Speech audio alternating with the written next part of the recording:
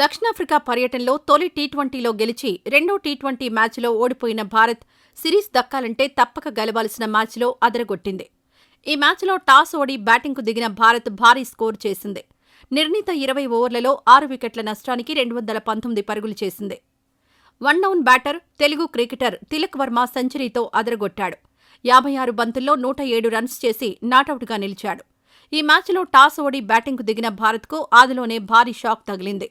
పొట్టి ఫార్మాట్లో వరుసగా 2 సెంచరీలతో రికార్డు సృష్టించిన ఓపెనర్ సంజూ శాంసన్ వరుసగా రెండోసారి డకౌట్ అయ్యాడు.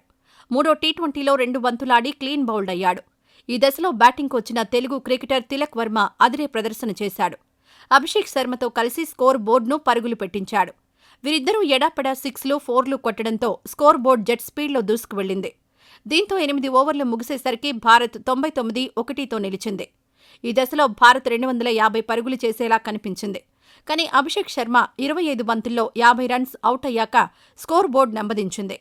సూర్యకుమార్ యాదవ్ 1 రన్, హార్దిక్ పాండ్యా 18 రన్స్, రింకు సింగ్ 8 రన్స్తో విఫలమయ్యారు. మిగతా బ్యాటర్లు పెవిలియన్ చేరుతున్నా తిలక్ వర్మ మాత్రం ధాటిగా బ్యాటింగ్ చేశాడు. 51 బంతుల్లోనే సెంచరీ మార్కును చేరుకున్నాడు. తన కెరీర్లో తొలి అంతర్జాతీయ సెంచరీని నమోదు చేశాడు.